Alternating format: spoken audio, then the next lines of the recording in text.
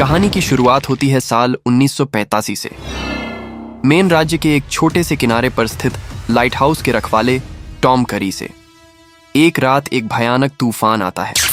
Tom बाहर देखता है तो उसे चट्टानों से टकराती हुई लहरों के बीच एक औरत बेहोश मिलती है। उसके पास एक अजीब चमकीला त्रिशूल होता है और उसने एक चमकदार कवच पहन रखा होता है। टॉम बिना देर किए उसे बचाकर अपने घर लाता है। जब उस औरत को होश आता है तो वो डरी हुई होती है और रक्षात्मक रूप से हमला करने की कोशिश करती है, लेकिन टॉम की शराफत देखकर वो शांत हो जाती है। टॉम को जल्द ही पता चलता है कि उसका नाम एटलान्ना है और वो समंदर के नीचे बसे महान साम्राज्य एटलांटिस की रानी है। एटलान्ना अपने महल की जबरदस्ती की शादी से भागकर जमीन पर आई थी। समय बीतता है और टॉम और एटलान्ना के बीच प्यार हो जाता है। दोनों का एक बेटा होता है जिसका नाम वो रखते हैं आर्थर करी। सब कुछ ठीक चल रहा होता है, लेकिन एक दिन एटलांटिस के सिपाही टॉम के घर पर हमला कर देते हैं। रानी एटलान्ना अकेले ही उन सभी एडवांस्ड सिपाहियों को पलक झपकते ही धूल चटा देती है, लेकिन एटलान्ना समझ जाती है कि जब तक वो जमीन पर रहेगी उसके पति टॉम और मासूम बच्चे आर्थर की जान को हमेशा खतरा रहेगा। भारी मन से एटलान्ना टॉम से वादा करती है कि वो समंदर के किनारे वाले घाट पर हर सुबह उसका इंतजार करेगी और अपने छोटे से बच्चे को टॉम के पास छोड़कर वापस एटलांटिस चली जाती है। जैसे जैसे आर्थर बड़ा होता है उसे एहसास होता है कि वो आम बच्चों जैसा नहीं है। एक दिन एक एक्वेरियम के स्कूल ट्रिप के दौरान कुछ बच्चे आर्थर का मजाक उड़ा रहे होते हैं। तभी एक्वेरियम के अंदर बंद एक विशालकाय शार्क अचानक आर्थर का बचाव करने के लिए शीशे पर हमला कर देती है। सब डर जाते हैं, लेकिन आर्थर अपनी आंखों से एक अजीब सी वेव छोड़ता है और समंदर के सभी जीव उसके सामने सिर झुका लेते हैं। आर्थर को समझ आ जाता है कि वो पानी के जीवों से बात कर सकता है और उन्हें कंट्रोल कर सकता है।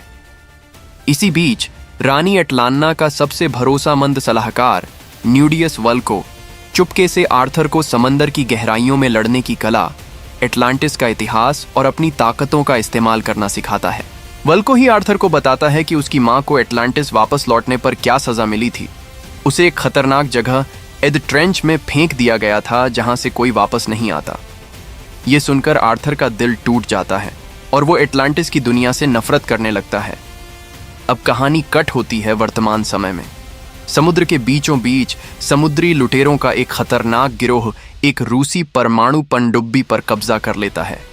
इस गिरोह को लीड कर रहा होता है जेसी और उसका शातिर बेटा डेविड काने लुटेरे क्रू को बंधक बना रहे होते हैं कि तभी पानी के अंदर से एक जोरदार झटका लगता है और सामने आता है हमारा हीरो आर्थर, यानी एक्वामैन। आर्थर अकेले ही उन भारी हथियारों से लैस लुटेरों की धज्जियां उड़ा देता है। गोलियां उसका कुछ नहीं बिगाड़ पाती। लड़ाई के दौरान लुटेरों का बॉस जेसी आर्थर पर रॉकेट लॉन्चर से हमला करने की कोशिश करता है, लेकिन गलती से पनडुब्बी की दीवार में छेद हो जाता है और भारी लोहे का पाइप जेसी के ऊपर गिर जाता है, जिससे वो फंस जाता है। पानी तेजी से अंदर भरने लगता है। डेविड अपने बाप को बचाने के लिए आर्थर से भीख मांगता है कि वो भारी पाइप को हटा दे, लेकिन आर्थर रूखे अंदाज में कहता है, तुम लोगों ने बेगुनाह लोगों को मारा है, अब समंदर से दया की उम्मीद मत करो। आर्थर वहां से निकल जाता है। जेसी अपने बेटे डेविड को बचाने के लिए खुद को एक ग्रेनेड से उड़ा लेता है ताकि डेविड वहां से भाग सके। डेविड अपनी आंखों के सामने अपने पिता की मौत देखकर कसम खाता है कि वो एक्वामैन से इसका बदला लेगा और उसे तड़पा तड़पा कर मारेगा। और यहीं से जन्म होता है एक्वामैन के सबसे बड़े दुश्मन ब्लैक मंटा का। पनडुब्बी वाली घटना के बाद आर्थर अपने पिता टॉम के साथ वापस एक बार में बैठकर ड्रिंक्स पी रहा होता है। पूरा गांव अब आर्थर को एक्वामैन के नाम से जानने लगा था, लेकिन आर्थर के दिमाग में सिर्फ अपनी मां की यादें और एटलांटिस के प्रति नफरत भरी होती है। दूसरी तरफ समंदर की अथांग गहराइयों में बसा एटलांटिस साम्राज्य एक बड़े बदलाव की ओर बढ़ रहा था। रानी एटलान्ना का छोटा बेटा और आर्थर का सौतेला भाई राजा ऑर्म पूरे समंदर के 7 साम्राज्यों को एक छत्र राज के नीचे लाकर खुद को ओशन मास्टर घोषित करना चाहता था। ऑर्म का असली मकसद था सतह पर रहने वाले इंसानों का नामो निशान मिटा देना, क्योंकि इंसानों ने सदियों से समंदर में कचरा फेंका, केमिकल बहाए और समुद्री जीवों का शिकार किया। इस खतरनाक युद्ध को रोकने के लिए ऑर्म की मंगेतर और जेबेल साम्राज्य की राजकुमारी मेरा ऑर्म के खिलाफ खड़ी होती है। मेरा जानती है कि अगर इंसानों और एटलांटिस के बीच जंग हुई तो तबाही मच जाएगी। वो चुपके से जमीन पर आती है और आर्थर से मिलती है। मेरा आर्थर से गुजारिश करती है कि उसे एटलांटिस का राजा बनने के लिए वापस चलना होगा, क्योंकि वही रानी एटलान्ना का पहला वारिस है और सिर्फ वही ऑर्म के इस पागलपन को रोक सकता है। लेकिन आर्थर साफ मना कर देता है और कहता है, मुझे एटलांटिस और उसके लोगों से कोई लेना देना नहीं है। लेकिन राजा ऑर्म इतनी आसानी से हार मानने वालों में से नहीं था। इंसानों को अपनी ताकत दिखाने के लिए ऑर्म समंदर में एक बहुत बड़ी सुनामी पैदा करता है। यह सुनामी समंदर के किनारे बसे शहरों से इंसानों के फेंके गए सारे कचरे, जहाजों और मिसाइलों को वापस खींचकर किनारे पर पटक देती है। इस सुनामी की चपेट में आर्थर के पिता टॉम भी आ जाते हैं और डूबने लगते हैं। मेरा अपनी जादुई ताकतों का इस्तेमाल करके टॉम के फेफड़ों से पानी बाहर निकालती है और उनकी जान बचा लेती है। ये मंजर देखकर आर्थर की आंखें खुल जाती हैं। उसे एहसास होता है कि ऑर्म की सनक अब उसके पिता की जान भी ले सकती है। भारी मन से आर्थर मेरा के साथ एटलांटिस जाने के लिए तैयार हो जाता है। मेरा और आर्थर पानी के नीचे छिपे हुए विशालकाय हाईवे और हाईटेक गार्ड्स को चकमा देते हुए एटलांटिस साम्राज्य में दाखिल होते हैं। आर्थर जब पहली बार एटलांटिस को देखता है तो उसकी आंखें फटी की फटी रह जाती हैं। चमकती हुई नियन लाइटें, एडवांस्ड तकनीक और पानी के अंदर उड़ते हुए वाहन। वहां गुप्त रूप से उनकी मुलाकात वल्को से होती है। वल्को आर्थर को बताता है कि ऑर्म को हराने के लिए उसे एटलांटिस के पहले राजा किंग एटलान का दिव्य त्रिशूल ढूंढना होगा। वह त्रिशूल सिर्फ वही उठा सकता है जो सच में सच्चा राजा बनने के काबिल हो। लेकिन इससे पहले कि वे अपनी खोज शुरू कर पाते, ऑर्म के वफादार सिपाही अचानक वहां हमला कर देते हैं। आर्थर मेरा और वल्को को बचाने के लिए खुद को गिरफ्तार करवा लेता है। आर्थर को जंजीरों में बांधकर राजा ऑर्म के सामने पेश किया जाता है। यहाँ दोनों सौतेले भाइयों का पहली बार आमना सामना होता है। ऑर्म आर्थर पर चिल्लाता है और अपनी मां की मौत का जिम्मेदार आर्थर की पैदाइश हाफ ब्रीड होने को ठहराता है। आर्थर ऑर्म की बातों से तंग आकर उसे सीधे एक के विरुद्ध एक द्वंद्व युद्ध के लिए चुनौती दे देता है। ऑर्म मुस्कुराते हुए चुनौती स्वीकार करता है और यह जंग होती है एटलांटिस के सबसे खतरनाक अखाड़े में, द रिंग ऑफ फायर। यह एक ऐसा अखाड़ा होता है जो खौलते हुए लावा से घिरा होता है। पूरा एटलांटिस यह मुकाबला देखने उमड़ पड़ता है। आर्थर के पास उसकी मां का त्रिशूल होता है, जबकि ऑर्म के पास अपने पिता का शक्तिशाली त्रिशूल। दोनों भाइयों के बीच कांटे की टक्कर होती है। आर्थर अपनी ताकत से वार करता है, लेकिन पानी के अंदर लड़ने के मामले में ऑर्म उससे कहीं ज्यादा प्रशिक्षित था। ऑर्म आर्थर को लगातार मात देता है और अंत में आर्थर की मां के त्रिशूल के 2 टुकड़े कर देता है। ऑर्म जैसे ही आर्थर की गर्दन पर वार करने वाला होता है, तभी राजकुमारी मेरा अपनी जान जोखिम में डालकर बीच में कूद पड़ती है और अपनी पानी की शक्तियों से ऑर्म को रोककर आर्थर को वहां से भगा ले जाती है। ऑर्म के अखाड़े रिंग ऑफ फायर से भागने के बाद आर्थर और मेरा ऑर्म के लड़ाकू जहाज़ों को चकमा देते हुए एटलांटिस से बाहर निकलते हैं। दूसरी तरफ राजा ऑर्म गुस्से से आग बबूला हो जाता है।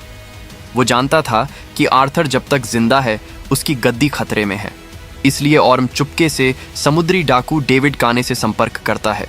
ऑर्म डेविड को एटलांटिस की सबसे एडवांस्ड टेक्नोलॉजी और प्लाज्मा लेजर हथियार देता है ताकि वो आर्थर को ढूंढकर मार सके। डेविड अपने पिता की मौत का बदला लेने के लिए बेताब था। वो एटलांटिस की उस तकनीक का इस्तेमाल करके अपने लिए एक हाईटेक खौफनाक ब्लैक सूट तैयार करता है, जिसकी आंखों से लाल रंग की तबाही मचाने वाली लेजर बीम निकलती है और इस तरह जन्म लेता है ब्लैक मंटा। इधर आर्थर और मेरा किंग एटलान के त्रिशूल का सुराग ढूंढते हुए इटली के एक खूबसूरत शहर सिचिली पहुंचते हैं। वल्को के दिए प्राचीन नक्शे की मदद से वे एक पुरानी इमारत में सुराग तलाश रहे होते हैं। तभी वहां अचानक धमाका होता है। ब्लैक मंटा अपने एटलांटिस के कमांडो दस्ते के साथ आर्थर और मेरा पर हमला कर देता है। इटली की गलियों और छतों पर एक सांसें रोक देने वाला एक्शन सीक्वेंस शुरू होता है। एक तरफ मेरा एटलांटिस के कमांडोज से इटली के घरों की छतों पर लड़ती है और अपनी पानी को कंट्रोल करने की शक्ति से वाइन की बोतलों का इस्तेमाल करके दुश्मनों के परखच्चे उड़ा देती है। दूसरी तरफ आर्थर और ब्लैक मंटा के बीच आमने सामना होता है। ब्लैक मंटा का नया सूट इतना ताकतवर था कि वो आर्थर को अपनी लाल लेजर बीम से दीवारें चीरते हुए फेंक देता है। ब्लैक मंटा चिल्लाता है, तुमने मेरे बाप को मरने के लिए छोड़ दिया था, अब तुम्हारी बारी है। दोनों के बीच कांटे की टक्कर होती है। आर्थर अपनी जान की परवाह न करते हुए ब्लैक मंटा के सूट के लेजर सिस्टम को खराब कर देता है और उसे एक भारी लोहे की चेन से बांधकर समंदर की गहराई में एक चट्टान से नीचे गिरा देता है। ब्लैक मंटा को हराने के बाद आर्थर और मेरा को नक्शे से पता चलता है कि असली त्रिशूल तक पहुंचने का रास्ता समंदर के सबसे अंधेरे और खतरनाक इलाके से होकर जाता है, जिसे अद ट्रेंच कहा जाता है।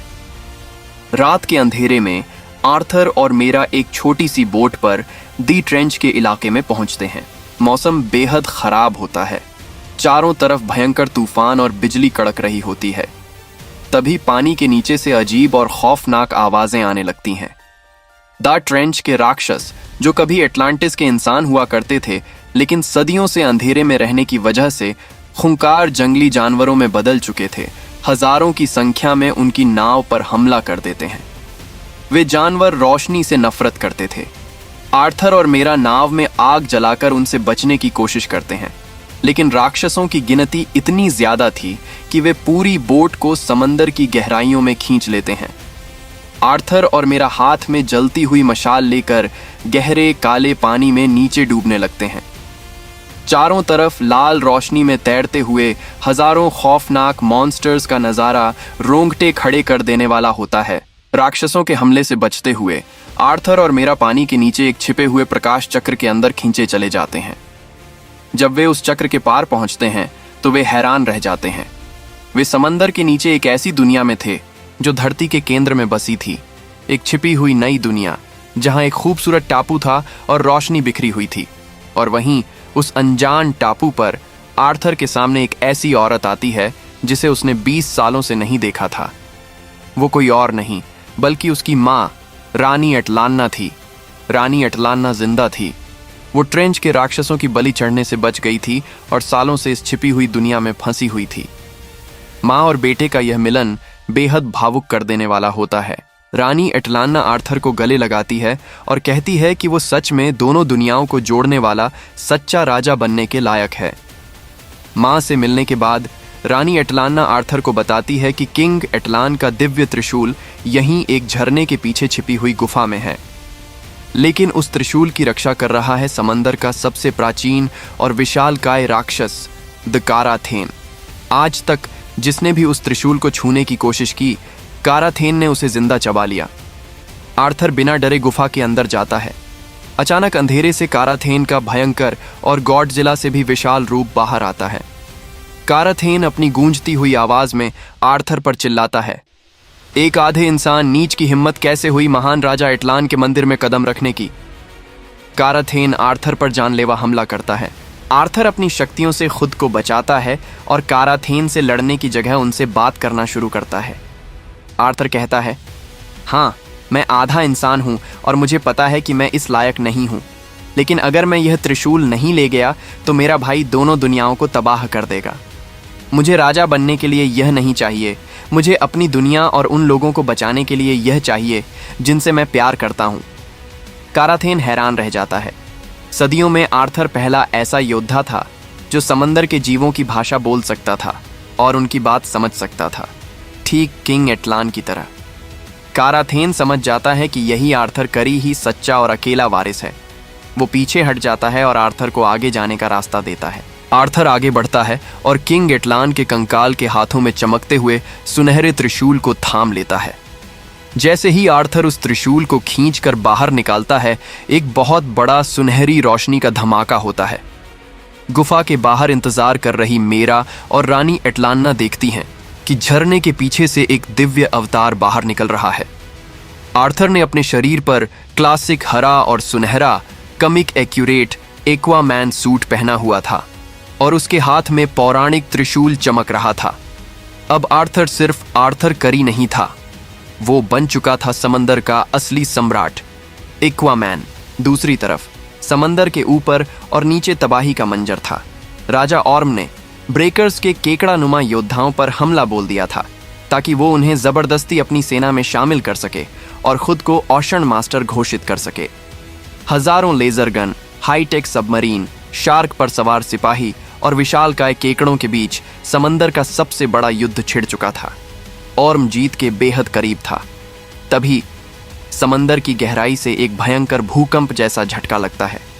पानी को चीरते हुए नीचे से निकलता है विशालकाय काराथेन और उसके सिर पर सवार होकर आता है हाथ में सुनहरी त्रिशूल ली आर्थर।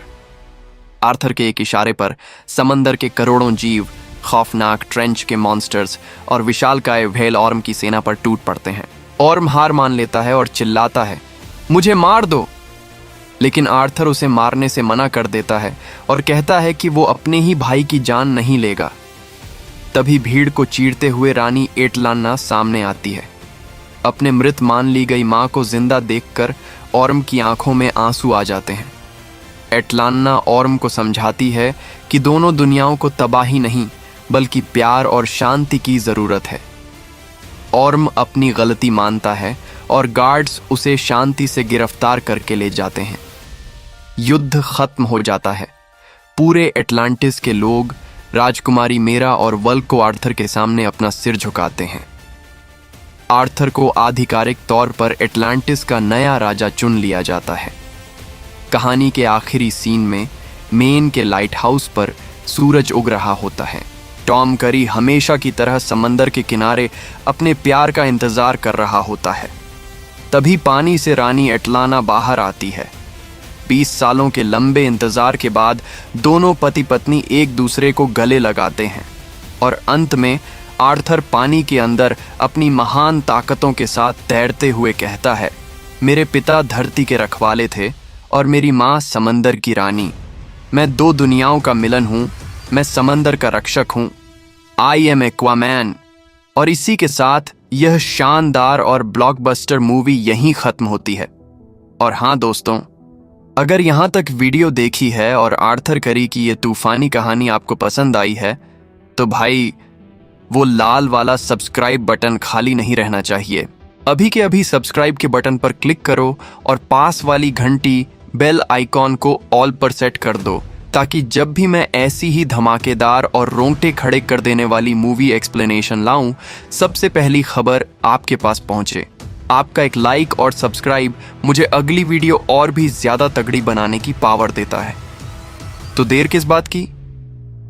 परिवार का हिस्सा बनो, लाइक, शेयर और सब्सक्राइब ठोको। मिलते हैं अगली वीडियो में। तब तक के लिए पीस आउट।